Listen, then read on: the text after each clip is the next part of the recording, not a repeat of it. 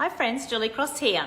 I sometimes get people sort of talking to me about, how can I really make a difference in the world, and, I want to leave a legacy and I want to do something great in the world. And I just think we miss so many everyday opportunities where we have a stage to do just that. And in doing that, who knows where that leads, but we don't do it because it's going to lead somewhere. We do it because we are committed to making a difference in the world. So making a difference in the world is not something, I want to do just on my stage when I get it. Because that isn't congruent to me. That's not authentic. And I don't think it would flow as being authentic if I didn't do that, if I didn't do it everywhere else in my life. So for me, and that doesn't mean I don't mess up, sometimes I do, but for me, making a difference, if that's what I want to live by, of leaving people better than I found them when I'm on the stage, then there's many stages I can get to do that on.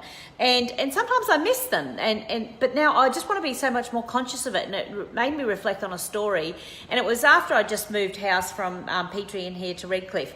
And Thomas was having trouble getting the trains organised, and with his autism, and he was getting very stressed and anxious.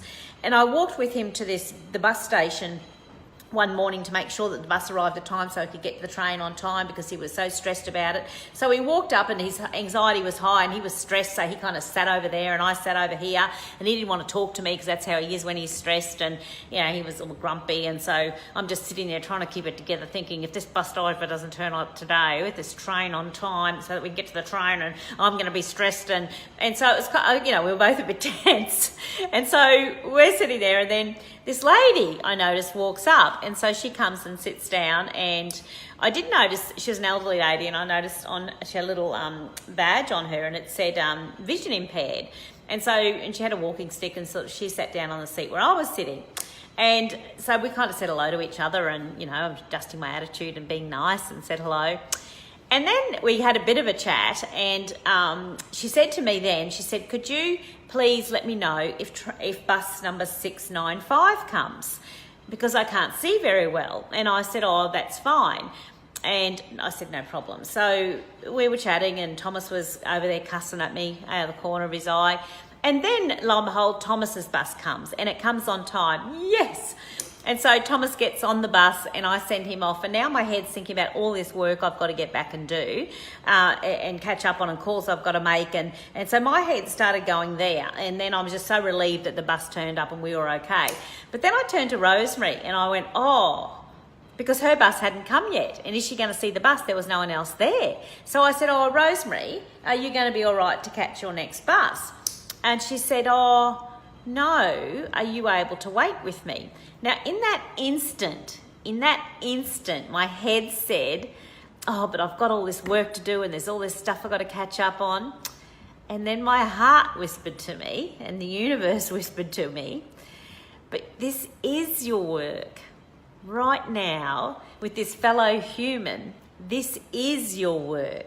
This is making a difference in the world. This is walking that talk, all those memes that everybody posts on Facebook. This is your moment. So take this stage that you've got and make a difference in the world for somebody.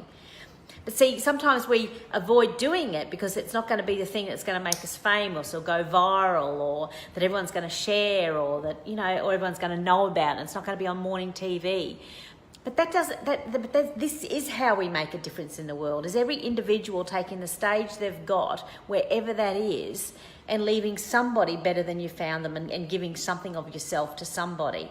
And you never know where that leads. But you don't do it because it's going to lead somewhere. You do it because it just feels so good to have done it.